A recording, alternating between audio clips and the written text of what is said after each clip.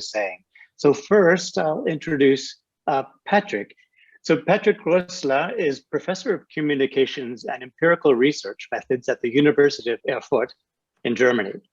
His research has concentrated on media effects, political communication, and the history of visual communication.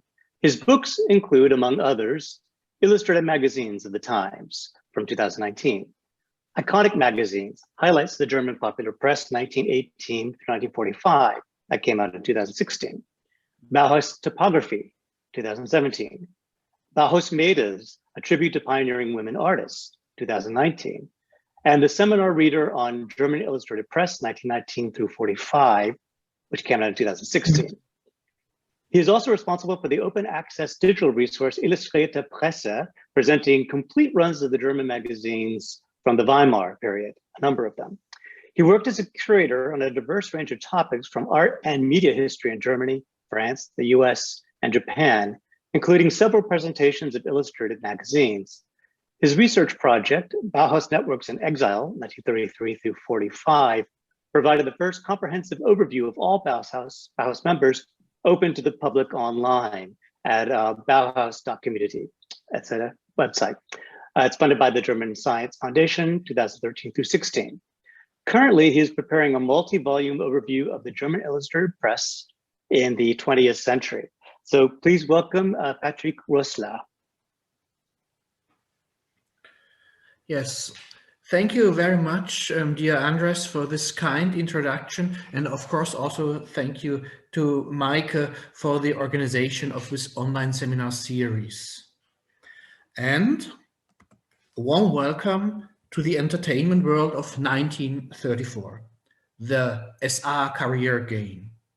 If you want to succeed in Adolf Hitler's paramilitary goon squad, how does it work? Roll the dice. Oh, you're on panel 2? Well done, says the Book of Rules. You have beaten a Jew to death. Advance to panel 10. Move forward.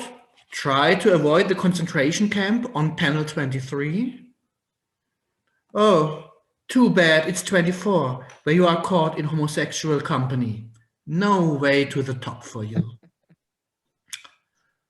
Of course, this was an ironic account of what was going on in Germany back in those days, and it was published by one of the few satirical magazines produced in exile, The Simpl.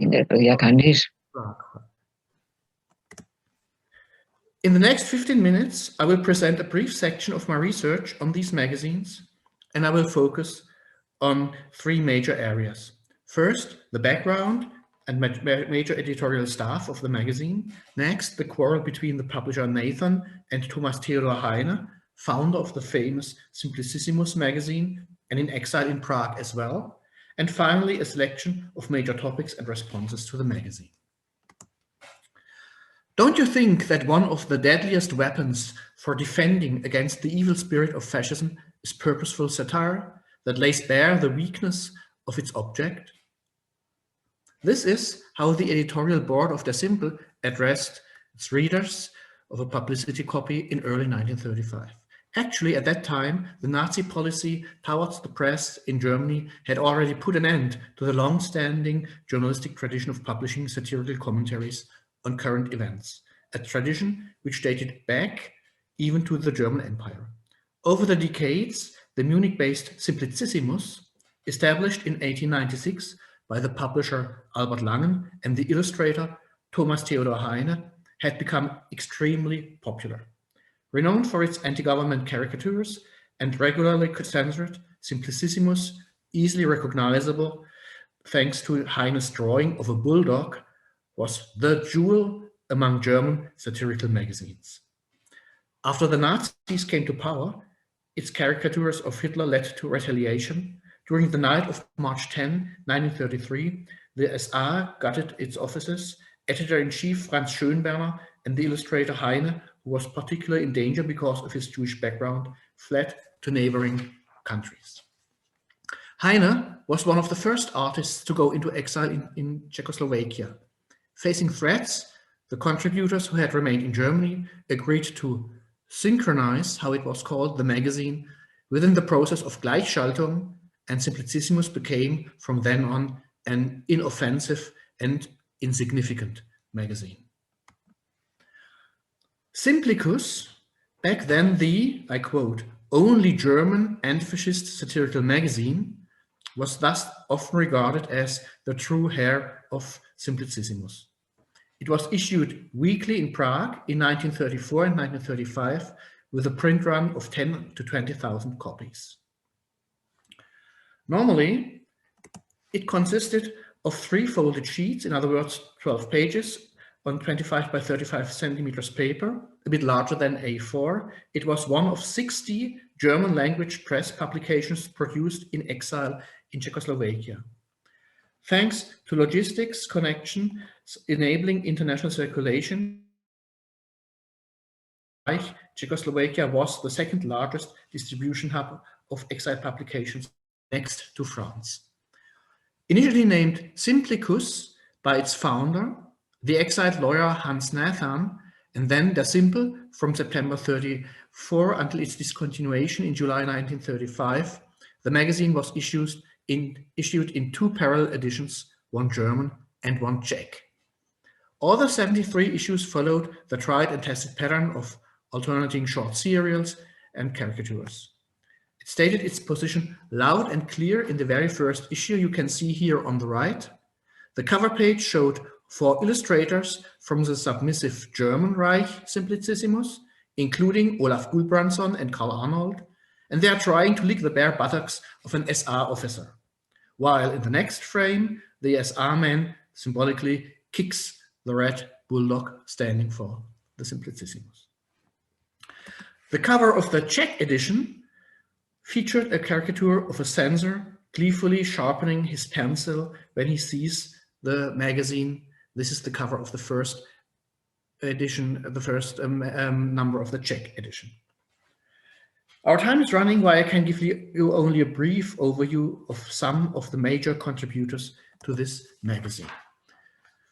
Publisher Hans Nathan, a lawyer from Görlitz in exile in Prague, founded several exile magazines, including Die Neue Weltbühne and, of course, Simplicus and Der Simpl under his pen name Dr. Ludwig.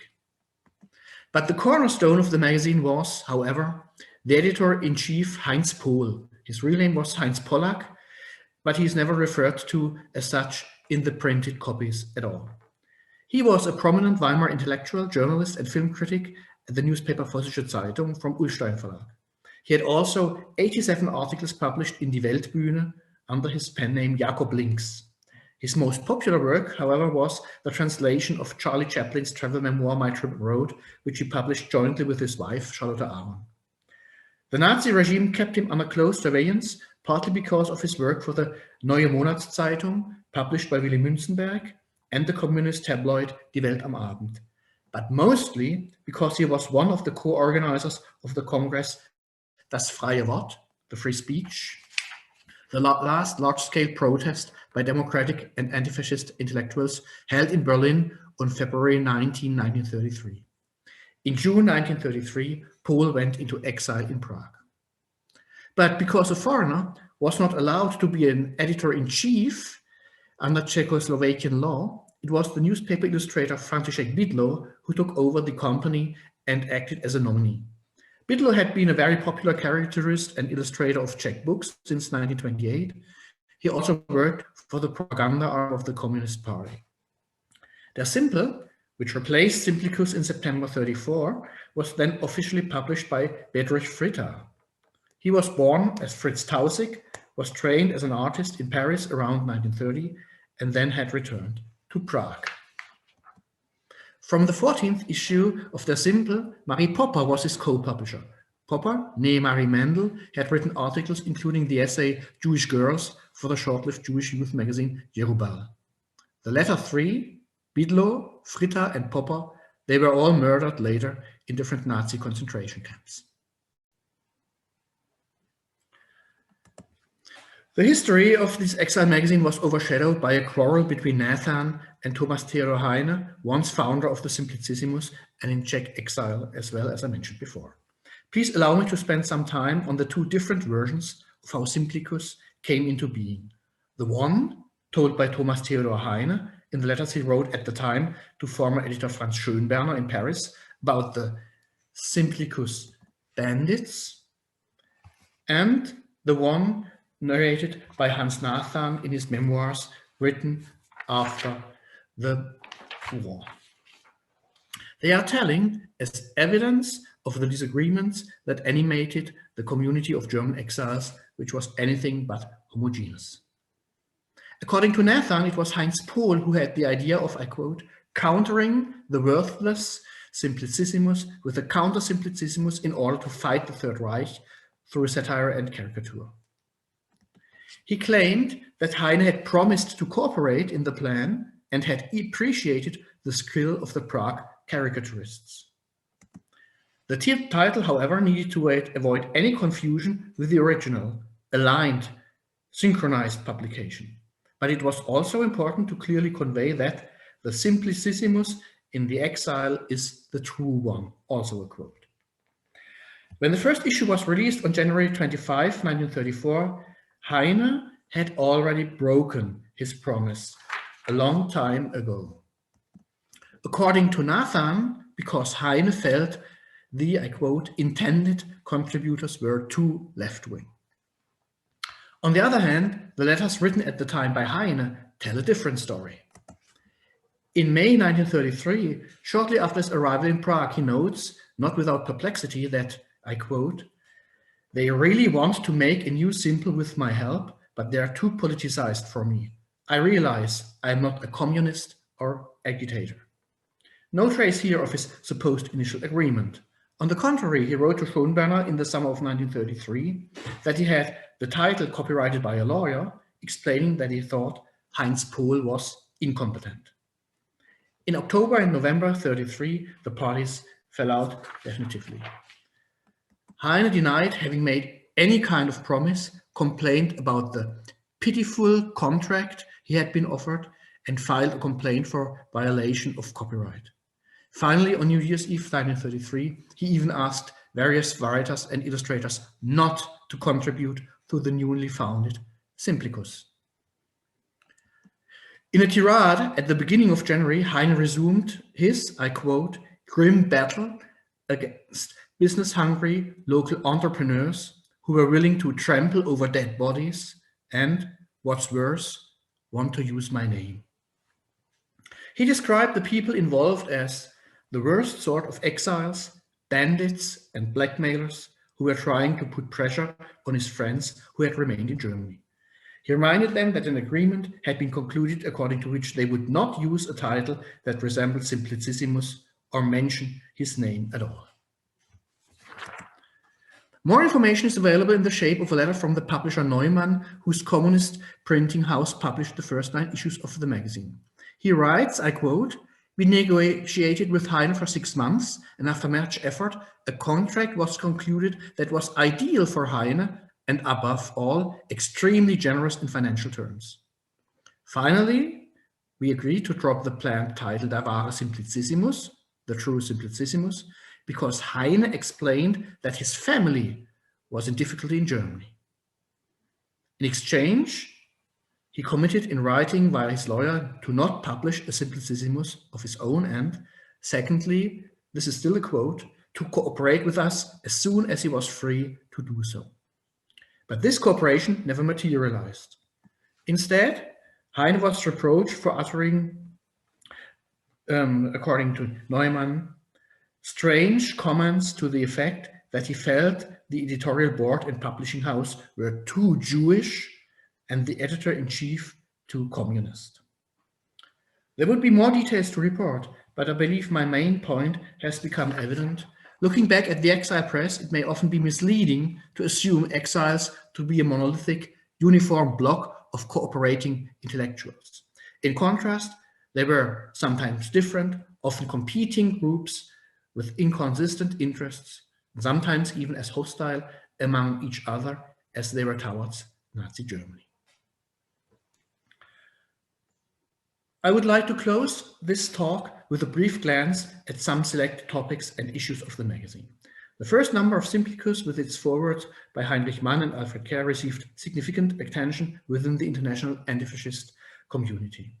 This response ranged from enthusiastic approval accompanied by offers of help to, on the other side, attacks and vicious threats from the right.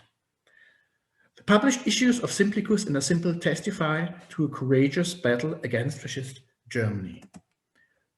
Drawings and caricatures, but also jokes, poems, and stories about the actions, agents, and the victims of the Third Reich. This included Lametta Hermann, Tinsel Hermann Göring, how Göring was often called, referring to his liking of fanciful uniforms. But other issues were the Reichstag fire trial and the slaughter of the Night of the Long Knives in Germany, the Germanic cult and the concentration camps, the resistance and the tormented Jews, the servile petit bourgeois and the heroic proletarians, Nazi figures and opportunistic artists. All this formed a diverse gallery designed to confront rising fascism. As well as the situation in Germany, it also dealt with developments in international politics, for example, in France. Here the caption Gott in Frankreich, God in France, alludes to the German proverb to live like God in France, meaning to lead a carefree, opulent life, and France at that time was also one preferred country for exile.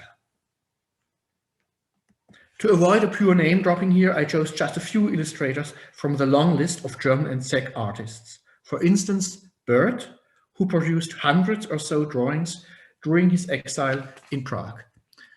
This pen name masked the Hungarian József Justus, who left Berlin for Prague in July 1933.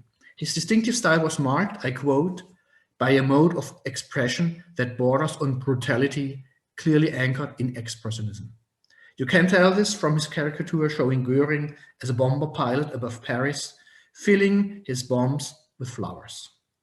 Bert was murdered later in Auschwitz as well. Another target of the cartoons was propaganda minister Joseph Goebbels, and František Bydlo, mentioned earlier, he demonstrated in his work a masterful clear-sightedness capable of what Nazi propaganda is doing in Germany. The cynical caption for this image of beating SR troopers inflamed by Goebbels reads, "Jews are our guests and we treat them as such." One of the most renowned artists was Adolf Hofmeister, who had been a founding member of Periodical, the most important Czech intellectual circle of the 1920s. Hofmeister was renowned for his caricature portraits of politicians and artists, and this special drawing refers to the scandal related to the International Caricature Exhibition at the Manes Art Association in Prague.